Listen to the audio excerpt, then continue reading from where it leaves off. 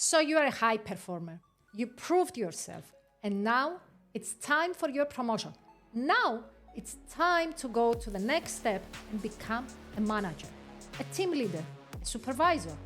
And while you are in that transition, you realize that you start from a place of not knowing how to behave, what to expect, how to bring the results.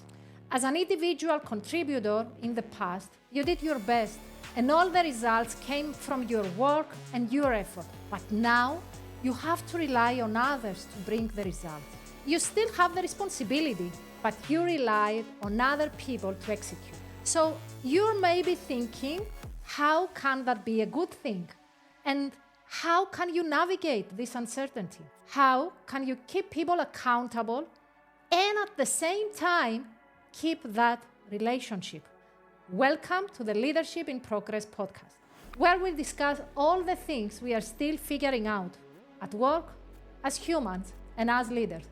Each episode is packed with stories, tips, and real talk to help you build your leadership muscle for better connections, better results, and more meaningful workplaces. Probably 5 people are listening to this, but if you're one of them, I'm guessing you are somebody who likes to constantly learn and grow. Somebody who cares about their career and also their personal development. Somebody who likes to influence and inspire. And I will do my best to add more value to your journey.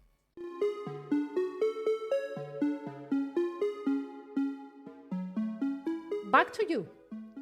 Today I'm going to give you 3 lessons I wish someone had told me when I was first-time manager. I would have probably saved me a lot of frustration and energy. And when I say first-time manager, I don't mean only if this is the first time you are a manager or a team leader, but also when you change companies or when you change teams. Every time you have a new team, you need to behave like a first-time manager. And remember these 3 lessons. Lesson number 1, build the relationship first. You're probably in that position because you are a high achiever. And somebody from your organization recognized that you can give more added value. You were promoted, but now you need to have followers. You need to influence people and motivate them to action. And you will not be able to do this unless you build the relationship first. People do more for people they like and trust. People accept feedback easily from people they like and trust. And people are willing to be more loyal to people they like and trust. Think about this. Studies show that most employees leave managers, not their organizations, when they decide to change a job. And think about yourself. How did you behave when you had someone you trusted and you looked up to? In your new team, you will definitely have different people with different skills and different engagement levels. As their new leader, you need to bring some change, most probably. Without trust, it will be almost impossible to achieve that. I guess now you're probably thinking, but I am here to bring results and do it fast. This is one of the biggest traps to start with. When you're new in leadership role, the temptation is to prove yourself through action, to focus on tasks, results, performance. But you need to slow down to be able to speed up later on. John Maxwell describes the 5 levels of leadership, and let me give you some context of the first 3, because I think you will find them useful. So the level number 1 is the position level. People follow you because they have to, because you have the title. They are forced to do it because if they want to keep their job, they will have to follow you. Just because they are saying yes to you doesn't mean they respect you or they are loyal to you. Millions of managers out there are stuck to this level, and that's probably why 6 out of 10 employees globally are not engaged. This is what we describe as quiet quitting. They do the bare minimum just to keep their job, and they get paid at the end of the month. So let's get this clear. People don't like having to follow other people because they have to follow other people.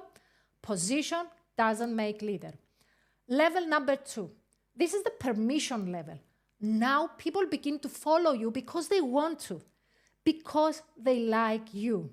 At this level, as a leader, you take the responsibility to build the connection, build the relationship, and the trust between you and your people. Now, here is the key. Unless you move from level 1 to level 2, you will not be able to reach level 3, the production level. And the key word there is results.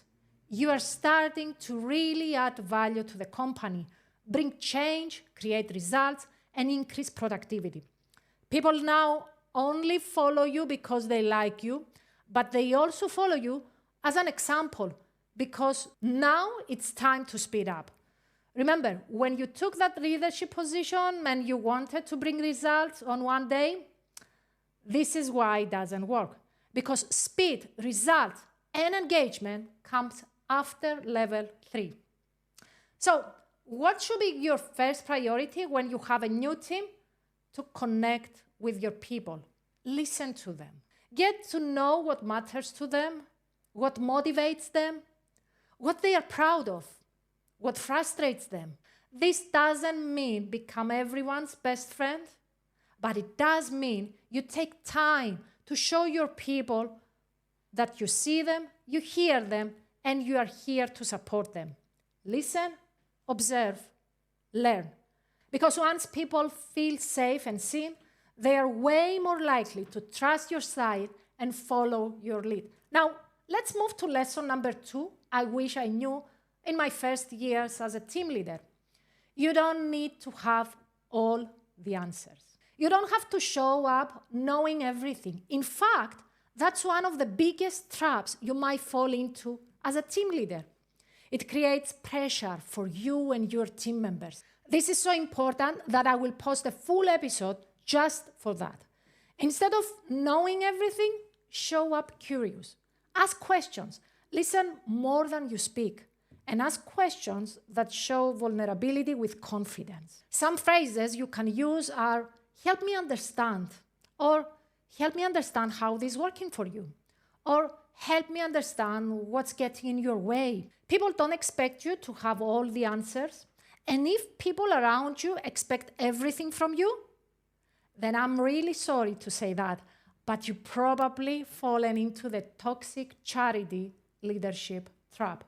And I will explain that trap in the next episode, so stay tuned. So, people don't expect you to have all the answers, but you are expected to care, to create space for others to contribute. Time for the lesson number 3, I wish I knew.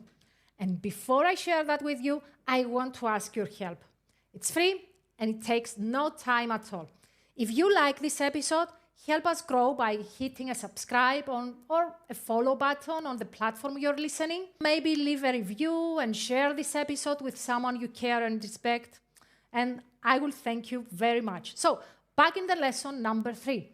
Oh my God, this one is hard because we are in a position to bring results and successes. Here it is, hold accountability with people, not over them. And I'm going to say that again because it's very, very important. Hold accountability with people, not over them. This one is one of the hardest parts when you are new because you still feel that ownership for the outcome, but now you're not the one doing all the work.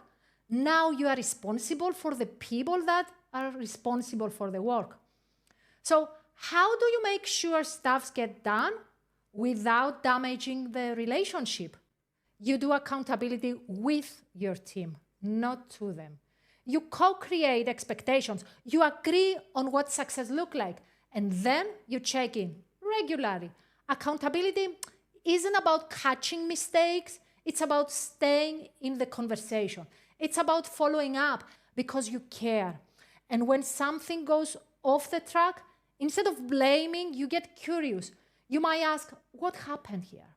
Or what do you need to move forward? Or even, what's your next step? That's how you hold the standard and hold the relationship. There is one behavior that is killing your team's motivation, and that is acting like the police. Checking in every few minutes if they have done what you ask. This is a bad thing to do. Try to catch them making mistakes or even blaming them for their failures or for the team's failures. Care is the key there. Get in people's shoes and care enough to create some decent agreements in the beginning. Do not assume that they know what you have in your mind. Explain, align with them, respect them as humans, and when they are stuck, care enough to become their coach, not their judge. So, time to wrap this up. Becoming a manager of people isn't just a promotion. It's a shift in mindset from doing the work to empowering the people who do the work. And yes, that can feel very uncertain, but it's also one of the most meaningful transitions you can make in your career. Start by building trust, stay curious, and don't be afraid to hold the bar with your people. Leadership is a work in progress. So stay tuned for our next episode where I'm going to explain to you what the toxic charity leadership trap is, how you know you have it, and what to do to get out of it. If you like this episode, help us grow by hitting a subscribe or by follow on the platform you're listening. Maybe leave a review and share this episode with someone you care and respect. And thank you very much.